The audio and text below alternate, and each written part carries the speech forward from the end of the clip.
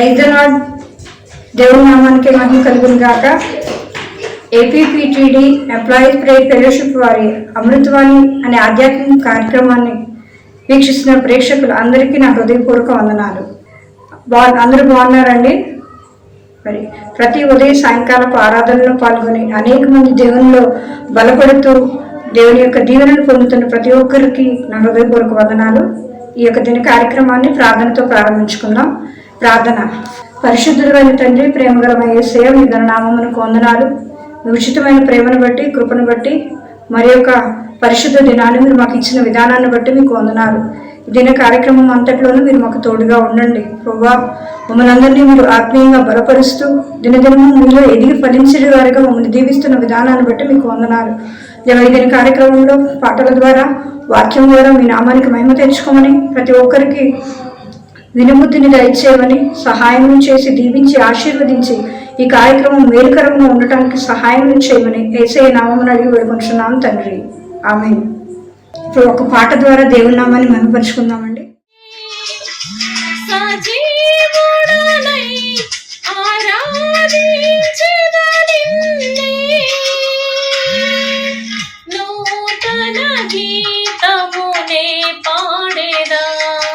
మనోహరుడా యేసయ్యా, నీవు చూపిన ప్రేమను నే మరువను, ఏ స్థితిలోనైనను.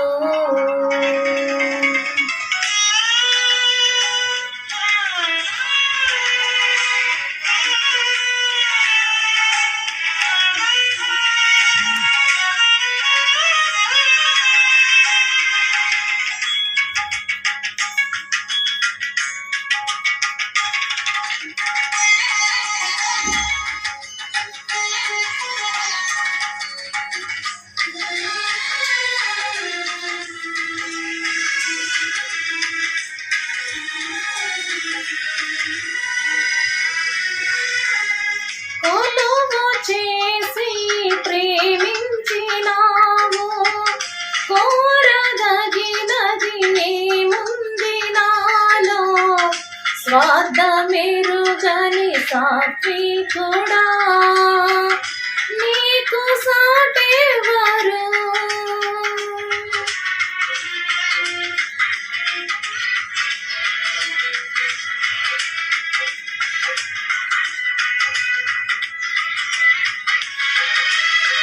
కొలువు చేసి ప్రేమించినావు, కోరదగినది ముందినాలో. స్వార్థమెరుగని సాత్వికుడా, నీకు సాటెవరు?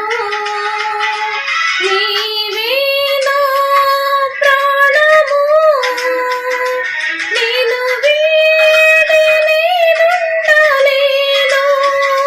నీవే నా ప్రాణము, నిన్ను వీడి నేనుండలేను. నూతన గీతమునే పాడేదా, మనోహరుడా యేసయ్యా, నీవు చూపిన ప్రేమను నే మరువను, ఏ స్థితిలోనైనను. దేవుని స్తోత్రం. మంచిదండి. శ్రేష్టమైనటువంటి సమయంలోనికి మనం వచ్చాము. మరి దైవజనులు ఆర్ఆర్ పురుషోత్తం గారు దేవుని యొక్క వాక్య పరిచర్యను మనకు అందిస్తారు. శ్రద్ధగా విని దేవుని యొక్క దీవెనను పొందుకుందాం. Praise the lord. ప్రభు నామానికి మహిమ కలుగును గాక. ఏపీపీటీడీ ఎంప్లాయీస్ ప్రేయర్ ఫెలోషిప్ ద్వారా మరి వెలువడుతున్నటువంటి ఈ యొక్క అమృతవాణి అనేటువంటి ఆధ్యాత్మిక కార్యక్రమాన్ని వీక్షిస్తున్న ప్రియ శ్రోతలందరికీ మన రక్షకుడు ప్రభు అయిన యేసుక్రీస్తు నామములో నా యొక్క శుభవందనాలు. మరి యొక్క శుభ ఆదివారము మన జీవితములకు ఆశీర్వాదకరమైనటువంటి దినము. ఈ ఉదయకాల సమయంలో దేవుని యొక్క వాక్యాన్ని ధ్యానించుకుందాం. చక్కని పాట ద్వారా ప్రభునామాన్ని గణపరచాం. దేవుని యొక్క వాక్యంలోనికి వెళదాం. మరి ఈ ఉదయకాల సమయంలో వాక్య ధ్యానాంశము అపజయములో నుంచి జయమునకు, ఓటమిలో నుండి జయమునకు అనేటువంటి అంశాన్ని ఈ దినము మనం నేర్చుకుందాం. ప్రియమైనటువంటి దేవుని బిడ్డలారా, దేవుని యొక్క వాక్య భాగంలోంచి రోమీలకు రాసిన పత్రిక 8వ అధ్యాయము 37వ వచనాన్ని ఒకసారి జ్ఞాపకం చేసుకుందాం. ఆయనను మనలను ప్రేమించిన వాని ద్వారా మనము వీటన్నింటిలో అత్యధిక విజయము పొందుతున్నాము. ఆయనను మనలను ప్రేమించిన వాని ద్వారా మనము వీటన్నింటిలో అత్యధిక విజయమును పొందుతున్నాము. మరి ఒక లేఖన భాగాన్ని మనం చూసినట్లయితే కొరింథీయులకు రాసిన మొదటి పత్రిక 15వ అధ్యాయము 57వ వచనంలో, అయినను మన ప్రభు అయిన యేసుక్రీస్తు మూలముగా మనకు జయము అనుగ్రహించుతున్న దేవునికి స్తోత్రము కలుగునుగాక. మన ప్రభు అయిన యేసుక్రీస్తు మూలముగా మనకు జయము అనుగ్రహించుతున్న దేవునికి స్తోత్రము కలుగునుగాక. ఆమేన్. ప్రియమైనటువంటి దేవుని వారలారా, ఈనాటి మానవుడు అన్ని రంగాలలో మరి అభివృద్ధి చెందుతున్నవాడుగా కనబడుతున్నాడు. టెక్నాలజీ అనేది చాలా శరవేగంతో అభివృద్ధి చెందుతూ ప్రపంచాన్నే తన గుప్పిటిలోనికి తీసుకుంటూ మానవుని యొక్క పరిజ్ఞానము ఎంత మేరకు అది హెచ్చైన స్థితిలో కనబడుతుందో మనం చూస్తున్నాం. మరి అన్ని విషయాలలో అన్ని రంగాలలో మనిషి అభివృద్ధి చెందుతున్నాడు. మరి ఈ యొక్క అభివృద్ధి ఫలాలు అందరూ పొందుకుంటున్నారా? సామాన్యమైనటువంటి మానవునికి ఎంతవరకు ఈ యొక్క అభివృద్ధి అందుతుంది అనేటువంటి విషయాన్ని మనం ఆలోచించాలి. ఎందుకంటే రాష్ట్రాలు, ప్రభుత్వాలు, దేశము మరి అన్నీ కూడా ప్రజల యొక్క బాగు నిమిత్తము అనేక ప్రణాళికలు రూపొందిస్తూ అట్టడుగున ఉన్న వారిని సైతము పైకి తీసుకురావాలనేటువంటి ఉద్దేశంతో ఎన్నో అభివృద్ధి కార్యక్రమాలు చేపడుతున్నవిగా కనబడుతున్నాయి. అభివృద్ధి కార్యక్రమాలు కనబడుతున్నాయి చెప్పుకోవడానికి, చూడడానికి, చదవడానికి, వ్రాయడానికి, వినడానికి. మరి ఈ అభివృద్ధి అనేది ఎంతవరకు అందుతుంది? నిజముగా మనిషి అభివృద్ధి చెందుతున్నాడా? అయినప్పటికీ భౌతిక సంబంధంగా అనేక విషయాల్లో అభివృద్ధి కనబడుతుంది. కానీ కొన్ని రంగాల్లో అభివృద్ధి కనబడుతుంది, కొన్ని విషయాల్లో మనిషి అభివృద్ధి చెందుతున్నట్లుగా కనబడుతున్నాడు. కానీ నైతికంగా మానవత్వ ధోరణి చూస్తే విలువలు పతనమైనవిగా కనబడుతున్నాయి. ప్రియమైనటువంటి దేవుని బిడ్డలారా, ఈ అభివృద్ధి అనే మాట అలా ఉంచితే ఈ రోజులు అనేకులు మరి అనేక విషయాల్లో ఓటమి పాలైపోతున్నారు. విద్యార్థులు చూసినట్లయితే వారి చదువుల్లో అభివృద్ధిని చూడాలని, జయాన్ని చూడాలని చూస్తున్నారు. కానీ వారు ఫెయిల్ అయిపోతున్న వల్ల వారి జీవితాలనే ముగించుకుని ప్రశ్నార్థకంగా మిగిలిపోతున్న వారుగా కనబడుతున్నారు. ఈనాటి యవనస్తులైన వారిని చూస్తున్నట్లయితే వారు ఆశించినది వారికి దొరుకుతుందని ఆశిస్తున్నారు. శరీరాశ, నేత్రాశ, జీవపు డంబము అనేటువంటి పాపాల్లో పడిపోయి శరీరము దాని ఇచ్చలతో కూడా రేకెత్తింపబడి యవనస్తులైన వారు ప్రేమ అంటూ ప్రేమలో పడిపోయి, పిచ్చిలో పడిపోయి తాము అనుకున్నది, తాము పొందవలసిన దాన్ని, తాను అనుభవిస్తానని ఆశించిన దాన్ని అనుభవించకపోవడం వల్ల ఓటమి పాలైన వారుగా గుర్తించి తమకు తామే పొడుచుకుంటున్న వారుగా, తమకు తామే తమ జీవితాల్ని వ్యర్థపరుచుకుంటున్న వారుగా, నాశనం అవుతున్న వారుగా యవనస్తులైన వారు ఓటమి పాలవుతున్నారు, బ్రతుకులో ఓడిపోతున్నారు. మరి తల్లిదండ్రులైన వారు సైతము, భార్యాభర్తలైన వారు సైతము వారి కుటుంబ జీవితంలో ఎన్నో విషయాల్లో అపజయాలను చూస్తున్న వారుగా కనబడుతున్నారు. భార్య యందు భర్త ఏమి ఆశిస్తున్నాడో అది దొరక్క, భర్త నుండి భార్య ఏమి ఆశిస్తుందో అది కానరాక ఈనాటి కుటుంబ వ్యవస్థ ఓటమి పాలైపోతుంది. దిగజారినటువంటి విలువలతో కూడిందిగా కనబడుచున్నది. ఈవెన్ క్రైస్తవులలో సైతము, క్రీస్తునందు విశ్వాసం ఉంచినటువంటి వారి సైతము క్రైస్తవులు కూడా అనేక విషయాల్లో ఓడిపోతున్న వారుగా కనబడుతున్నారు. ఎందుకు ఈ ఓటమి? దేవుని యొక్క వాక్యం చూస్తేనేమో ఆయనను మనల్ని ప్రేమించిన వారి ద్వారా వీటన్నిటిలో అత్యధిక విజయాన్ని పొందుతున్నాము అని వాక్యం సెలవిస్తుంది.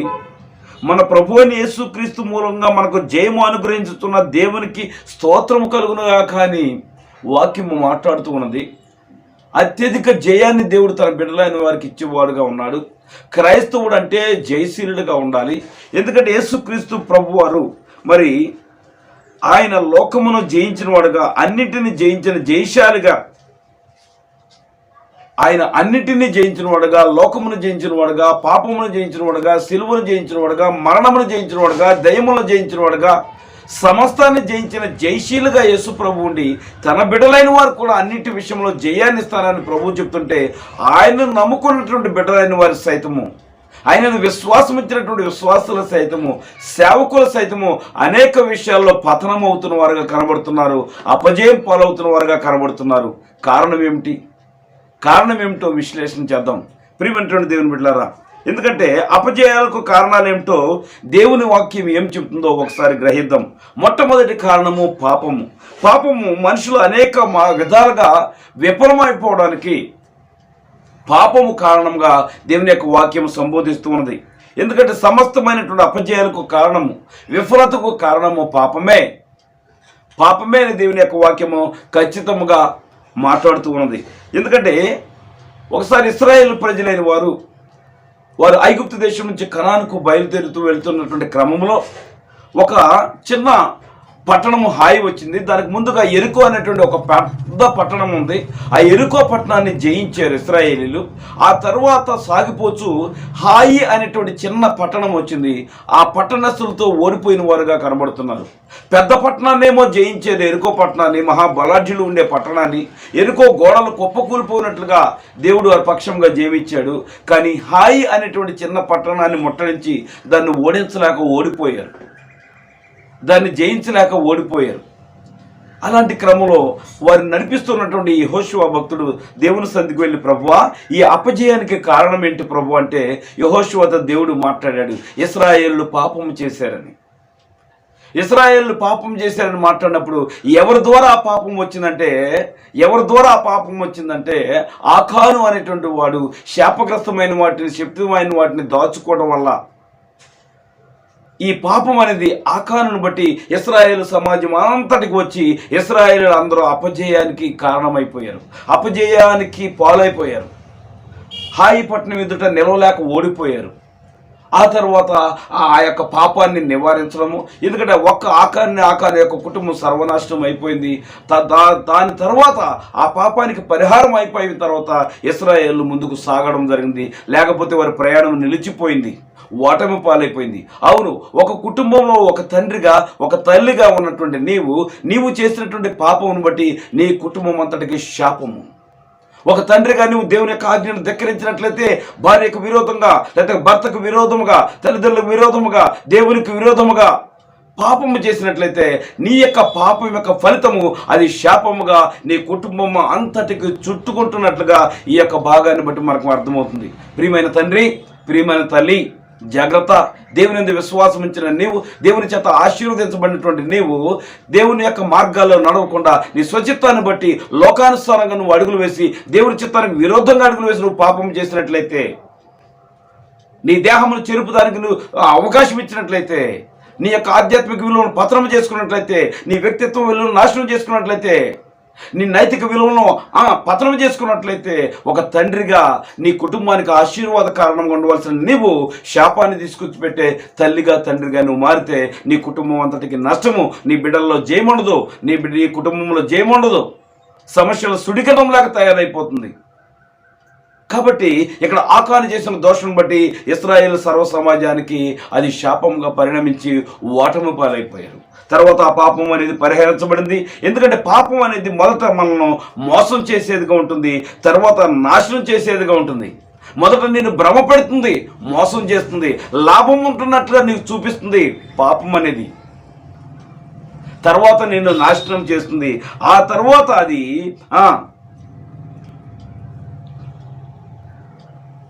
నిన్ను నాశనం చేసేదిగా కనబడుతుంది. ఈ పాపం అనేది మోసం చేస్తుంది, తర్వాత నిన్ను మలినం చేస్తుంది, ఆ తర్వాత నాశనం చేస్తుంది. కాబట్టి ఆ నాశనం నుంచి నువ్వు తప్పించబడాలంటే గ్రహింపు నుండి పశ్చాత్తాపంతో ప్రభు పాదాలు పట్టుకున్నట్లయితే, ఎవరి పాపం వారు ప్రభు పాదాలు పట్టుకొని క్షమించమని ప్రాధేయపడినట్లయితే దేవుడు వారి పాపములను క్షమించి వారికి జయాన్ని ఇచ్చే దేవుడుగా ఉంటాడు. ఇశ్రాయేలు పాపమునకు పరిహారం అయిపోయింది. ఇక్కడ యెహోషువ ప్రార్థన చేశాడు, పాప పరిహారం జరిగింది. అక్కడ ఆ తర్వాత జయాన్ని పొందుకున్నారు, హాయి పట్టణాన్ని జయించారు మరలా. ఆ తర్వాత ముందుకు ప్రయాణంలో కొనసాగినారు. ప్రియమైనటువంటి దేవుని బిడ్డలారా, ఇది మొదటి కారణం. పాపం అనేది నీ యొక్క అపజయానికి కారణము. మొట్టమొదటి కారణం పాపము. రెండవ కారణం ఏంటంటే అవిశ్వాసం. రెండవది అవిశ్వాసము. ఎందుకంటే దేవుని బిడ్డలైనటువంటి వారు విజయవంతులుగా ఉండడానికి రహస్యం ఏంటంటే విశ్వాసము. ఎందుకంటే విశ్వాసము లేకుండా దేవునికి ఇష్టడైనట అసాధ్యము. విశ్వాసం ద్వారానే భక్తులైన వారు అనేక అద్భుత కార్యాలు, ఆశ్చర్య కార్యాలు వారి జీవితాల్లో జరిగినట్లుగా ఉన్న వాక్యంలో మనం చూస్తూ ఉన్నాం. ఎందుకంటే ఈ యొక్క అవిశ్వాసం అనేది యేసుప్రభు శిష్యులైన వారు, యేసుప్రభు తన శిష్యులైన వారికి ప్రార్థన నేర్పించారు. ఆయన బోధ నేర్పించలేదు, ప్రార్థన మాత్రమే నేర్పించారు. ప్రార్థనలో ఎడతెగక ప్రార్థన చేయమన్నారు, బలముగా ప్రార్థన చేయమన్నారు, పట్టుదలతో ప్రార్థన చేయమన్నారు, ఉపవాసం ఉండి ప్రార్థన చేయమన్నారు, మెలకువగా ఉండి ప్రార్థన చేయమని ప్రభు వారికి బోధించారు. ప్రభు వారికి ప్రార్థన కూడా నేర్పించారు. అయితే శిష్యులైన వారికి ఆయన సువార్త ప్రార్థన చేయడంతో పాటు సువార్త కూడా ప్రకటించడం, దెయ్యముల మీద అధికారం కూడా ఇచ్చాడు ప్రభు. దెయ్యములను ఓడించడానికి అధికారం ఇచ్చాడు ప్రార్థన ద్వారా. ఈ కోణంలో ఒక దెయ్యమును ఓడించలేకపోయారు శిష్యులు. ప్రభు దగ్గరకు వచ్చి, ప్రభువా ఈ దెయ్యం విడిచి వెళ్ళటం లేదని అన్నప్పుడు వారి యొక్క అవిశ్వాసాన్ని గమనించి, ప్రభు మీ యొక్క అవిశ్వాసాన్ని బట్టి దీనికి వెళ్ళగొట్టలేకపోయారు, ఎంతకాలం మీరు ఈ విధంగా ఉంటారని ప్రభు వారిని గద్దించి ఆ దెయ్యాన్ని వెళ్ళగొట్టారు. ప్రభు ఇది ఎలా సాధ్యం అంటే అది ఉపవాసం ద్వారానే సాధ్యము. విశ్వాస సహితమైనటువంటి ప్రార్థన, బలమైనటువంటి ప్రార్థన, రోషం కలిగినటువంటి ప్రార్థన ద్వారా మాత్రమే, దేవుని యొక్క విశ్వాసం ఉంచి చేయడం ద్వారా మాత్రమే ఇది సాధ్యమవుతుందని వారి యొక్క అవిశ్వాసాన్ని బట్టి ప్రభు వారిని గద్దించి ఆ దయాన్ని వెళ్ళగొట్టడం జరిగింది. అట్లాగే దావీదు కూడా చిన్న బాలుడైనప్పటికీ ఆ గాతువాడైనటువంటి 6 జానుల ఎత్తున్నటువంటి ఆ యొక్క ఆజానుబాహుడైనటువంటి గొల్యాతును ఓడించడానికి దావీదు తన బలమును, తన శక్తిని ఆధారం చేసుకోలేదు, లేకపోతే తన ఒడిచెలను, తన రాళ్ళను ఆధారం చేసుకోలేదు, కానీ దేవుని ఆధారం చేసుకున్నాడు.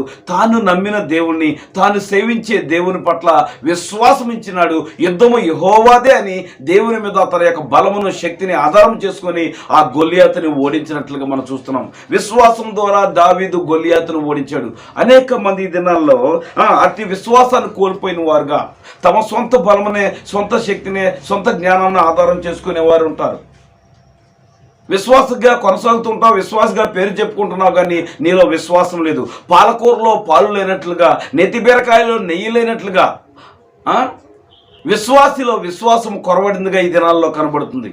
ప్రియమైనటువంటి దేవుని వారలారా, ఎల్లప్పుడూ మనం విశ్వాసం కలిగి ప్రార్థన చేయాలి. విశ్వాసం అనేది అదృశ్యమైన ఉన్నవనటకు రుజువునైనది. అదృశ్యమైన ఉన్నవనటకు రుజువునైనది. నిరీక్షింపబడి వాటి యొక్క నిజ స్వరూపమైనది విశ్వాసము. లోకమును జయించిన విజయము మన విశ్వాసమే అంటుంది దేవుని యొక్క వాక్యము. లోకమును జయించాలంటే, నీ యొక్క అపజయ పరిస్థితులను ఓడించాలంటే విశ్వాసంతో ప్రార్థన చేయి. దేవుడు వాటి విషయంలో జయమిచ్చాడని నమ్మి స్తుతించి ప్రభువును ప్రార్థన చేయి. నువ్వు జయ జీవితాన్ని పొందుకో. మూడవదిగా, సొంత సామర్థ్యంపై ఆధారపడటం ద్వారా అపజయం పాలైపోతున్నారు ఈ దినాల్లో. సేవకులు కానీ, విశ్వాసులు కానీ అపజయం పాలవడానికి కారణం ఏంటంటే, అనేక విషయాలు తప్పిపోవడానికి, తొట్టిల్లిపోవడానికి, బలహీనైపోవడానికి, రోగిష్ఠులైపోవడానికి కారణం ఏంటంటే తమ సొంత సామర్థ్యం మీద ఆధారపడడం.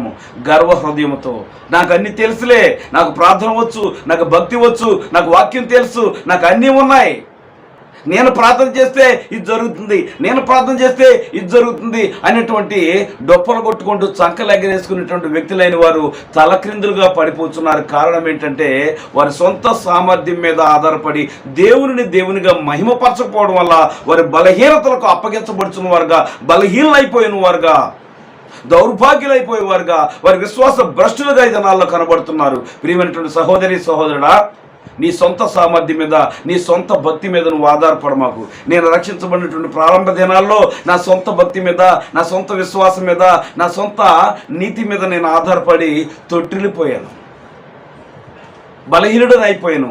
దేవుని కృపను బట్టి నన్ను నడిపిస్తున్నటువంటి దైవ సేవకులైనటువంటి వారి ద్వారా నేను ప్రేరేపింపబడి మరలా ఆత్మలో పునరుజ్జీవింపబడి ఆ బలమును పొందుకున్న వాడిగా ఉన్నాను. కాబట్టి ఈ సొంత సామర్థ్యం మీద నువ్వు ఆధారపడటం వల్ల అపజయం పాలైపోతావు. పేతురు అనుకున్నాడు, నేను ప్రభువుని కంఠంలో ప్రాణం ఉన్నంత వరకు నేను ప్రభువుని వెంబడిస్తాను, ప్రభు సువార్త చాటుతాను, ప్రభుకు సాక్షిగా నిలబడతానని చెప్పేసి డొప్పలు కట్టుకున్నాడు. వీరందరూ ఎదురు ఓడిపోయినా కానీ నా చుట్టూ ఉన్నటువంటి నా సహోదరులు, మిగతా శిష్యులందరూ కూడా ప్రభు ఎవరో నేను ఎరుగునని చెప్పినా కానీ నేను మాత్రం ప్రభువును హత్తుకొనే ఉంటాను, ఆయన కొరకు నా ప్రాణాన్ని అర్పించడానికైనా సిద్ధపడతాను అనేటువంటి ధీమాను వ్యక్తం చేశాడు పేతురు ప్రభు దగ్గర. ప్రభు అన్నాడు, పేతురు, నీవు కోడి కూయక మునుపు ముమ్మారు నన్ను ఎరుగనంటావయ్యా, నువ్వు నన్ను వీరు బంధించుకుని నన్ను తీసుకుని వెళ్ళినప్పుడు రాణుల వారు కోడి కుయ్యక మునుపు కాపర దెబ్బ కొట్టినప్పుడు గొర్రెలు చెదరిపోయినట్లుగా మీరు అందరూ చెదరిపోతారు. నన్ను పట్టుకోగానే కోడి కుయ్య మునుపు ముమ్మారు నన్ను నన్ను అబద్ధం ఆడతామంటే, లేదు ప్రభా నేను అలా జరగదు, నేను అలాంటి వాడిని కాదు ప్రభా, నేను బలవంతుడు, నేను వీరుణ్ణి, నేను శూరుణ్ణి, నేను గొప్ప విశ్వాసం వీరుణ్ణి, భూమి తలకిందలే సరే అలా జరగదని చెప్పేసి కంఠోపదంగా మాట్లాడినట్లుగా మాట్లాడాడు పేతురు గారు. కానీ ఏం జరిగింది? ప్రభు ఎవరో నేను ఎరుగునని అబద్ధం ఆడక తప్పలేదు. భయము చేత తన సొంత భక్తి మీద, సొంత విశ్వాసం మీద ఆధారపడ్డాడు పేతురు, సొంత జ్ఞానం మీద ఆధారపడ్డాడు. కానీ ఏమైపోయింది? అపజయం పాలైపోయాడు. ప్రభు హెచ్చరించినప్పుడు ఏం చేయాలి? ప్రభువా అలా జరగకుండా నాకు సహాయం చేయ ప్రభు అని ప్రభు పాదాలు పట్టుకొని బలముగా ప్రార్థన చేసి అలాంటి అపజయం రాకుండా, ప్రభువుని ఎరగననే అబద్ధం ఆడకుండా ఉండడం కోసం ప్రార్థించడానికి బదులు సొంత ధీమాన్ని కలిగి ఉండి అలాగే ఉన్నాడు. అపజయం పాలైపోయాడు. తర్వాత ఎప్పుడు పశ్చాత్తాపం పొందాడు ప్రియులారా. కానీ నష్టం జరిగిపోయింది. అతని మీద అపవాదు వచ్చి పడింది. అనేక మందికి దినాల్లో నష్టము నీకు సంభవిస్తుందని దేవుడు చెప్తున్నా కానీ ఆ నష్టాన్ని ప్రభువా కళల ద్వారా, దర్శనాల ద్వారా, దేవుని యొక్క బిడ్డల ద్వారా ఈ నష్టం నీ కుటుంబంలో జరగబోతుందని దేవుడు మాట్లాడినా కానీ దాన్ని పట్టించుకోకుండా సరిగా ప్రార్థన చేసి ప్రభు పాద సన్నిధిలో గోజాడి ఆ అపజయం నుంచి తప్పించబడినట్లుగా ప్రయత్నం చేయకుండా ఏమవుద్దులే అనేటువంటి విధానంలో వారి సొంత బతికి మీద, సొంత ప్రార్థన మీద ఆధారపడి ముందుకు కొనసాగుతూ నష్టం పాలైపోయినటువంటి వారు లేరా? వారిలో ఒకడు నీవు కాదా? నీ సొంత సామర్థ్యం మీద నువ్వు ఆధారపడదు. ఐఎమ్ నథింగ్, నేను వట్టివాడిని అనుకోవాలి. I'm nothing. ప్రియమైన దేవుని బిడ్డలారా, క్రిస్టియన్ అంటే ఐఎమ్ నథింగ్. క్రిస్టియన్లో CHRIST క్రైస్ట్, క్రీస్తు ఉంది. తర్వాత IAN ఉంటుంది.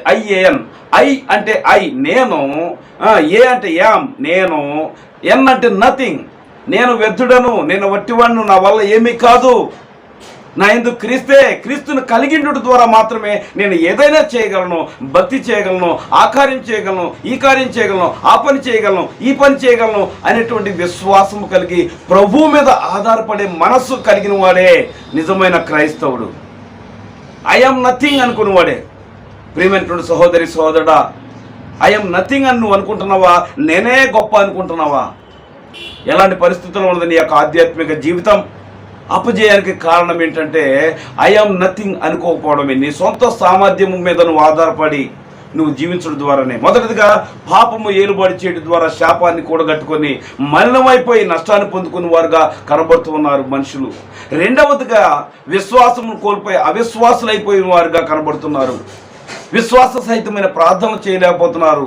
మూడవదిగా దేవుని మీద, దేవుని శక్తి మీదే ఆధారపడి తమ సొంత జ్ఞానాన్ని, తమ స్వచిత్వాన్ని ప్రక్కన పెట్టి దేవుని మీద ఆధారపడి జీవించకపోవడం వల్ల అపజయం పాలవుతున్నారు. కాబట్టి ఇలాంటి పరిస్థితులు దాపురొచ్చినప్పుడు, ప్రభు హెచ్చరించినప్పుడు ఆ వ్యక్తిని నేనే ప్రభువా అనేటువంటి గ్రహింపుతో, పశ్చాత్తాపంతో ఎవరైతే మెలకువతో ప్రార్థన చేస్తారో అలాంటి వారు అపజయం నుంచి తప్పించబడి జయములోనికి నడిపించబడతారు. ప్రియమైనటువంటి దేవుని బిడ్డలారా, అదేవిధంగా చూసినట్లయితే నాలుగవది ఏంటంటే సరైనటువంటి ప్రణాళిక, లక్ష్యము లేకపోవడం వల్ల ఈ దినాల్లో మనుషులు అపజయం పాలవుతున్నారు.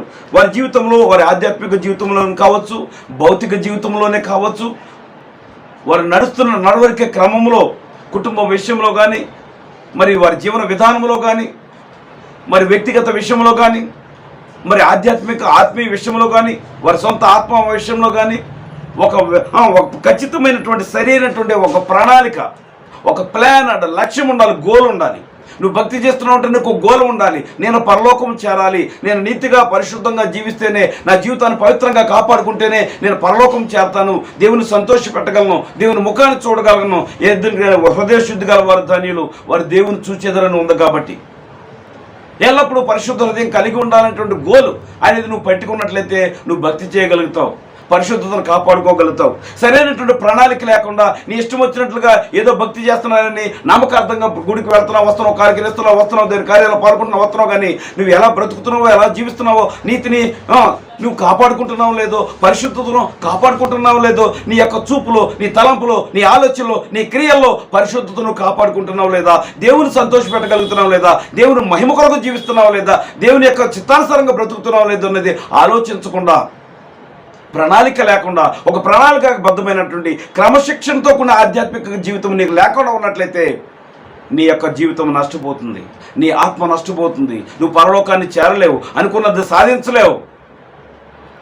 ఏది ఆధ్యాత్మికమో అది భౌతికము, ఏది భౌతికమో అది ఆధ్యాత్మికమైన కోణంలో మనం ఆలోచించాలి.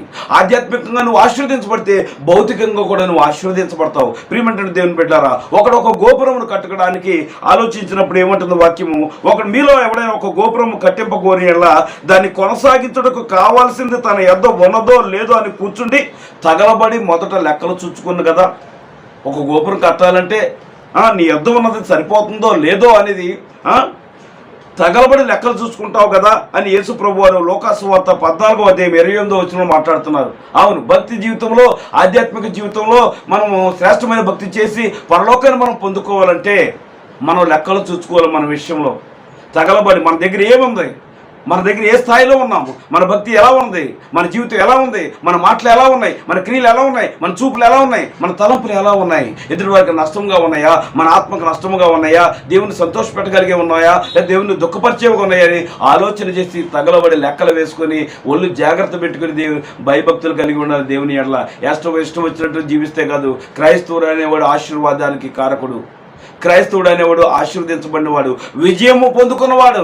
నువ్వు అపజయం పాలవుతున్నావు అంటే నీలో పాపం ఉన్నది, అవిధేయత ఉన్నది, నీ సొంత సామర్థ్యం మీద నువ్వు ఆధారపడుతున్నావు, అవిశ్వాసంతో ఉంటున్నావు. నీకు ఒక ప్రణాళికాబద్ధమైనటువంటి ఆధ్యాత్మిక జీవితం కానీ వ్యక్తిగత జీవితం కానీ నీలో లేదు. అందువల్ల నువ్వు అపజయం పాలవుతున్నావు. కాబట్టి అపజయం నుంచి జయములోనికి రావాలంటే క్రీస్తునందు నమ్మిక ఉంచి ఆయన సామర్థ్యం మీద ఆధారపడదాం, ఆయన పట్ల విశ్వాసం కలిగి ఉందాం, పాపము నుండి దూరముగా పారిపోదాం, దేవుని యొక్క ఆశీర్వాదాలు పొందుకుందాం. దేవుడి మాటలు దీవించును గాక. ఆమేన్. ప్రార్థించుకుందాం. పరిశుద్ధుడైన తండ్రి, గొప్ప దేవుడానికి వందనాలు. చెప్పండి మాటలన్నింటి విషయంలో అత్యధికమైనటువంటి ఆశీర్వాదం పొందుకునేటువంటి విధముగా మా జీవితాలు మలుచుకుంటకు సహాయం ఇచ్చేయండి. నీ కృపను బట్టి ఓటములోని జయమునకు ప్రతి ఒక్క బిడ్డను మీరు నడిపించమని యేసు నామమును బట్టి మనవులన్నీ అడిగి పొందుకొని ఉన్నాం తండ్రి. ఆమేన్. మన తండ్రి అయిన దేవుని ప్రేమ, కుమారుడైన యేసుక్రీస్తు వారి యొక్క కృప, పరిశుద్ధాత్మ దేవుని యొక్క అన్యోన్య సహవాసము ఇప్పుడును ఎల్లప్పుడూ సదాకాలము ఆయన కృపలో నిలిచిండి ఓటములోని జయమునకు నడిపించబడి తానే సమస్తమైనటువంటి ఘనత, మహిమ, ప్రభావం పొందునుగాక. ఆమేన్. అందరికీ వందనాలు. ఇప్పటి వరకు మంచి మాటలు విన్నాము. ఆరాధనలో పాల్గొన్న ప్రతి ఒక్కరికి వందనాలు. మరి ఈ కార్యక్రమం ద్వారా మీరు మేలు పొందుకున్నటువంటి మేలునన్నింటినీ కామెంట్స్ రూపంలో మాకు తెలియచేయమని మనవి చేస్తున్నాము. అలాగే ఈ కార్యక్రమాన్ని సబ్స్క్రైబ్ చేయండి, షేర్ చేయండి, లైక్ చేయండి.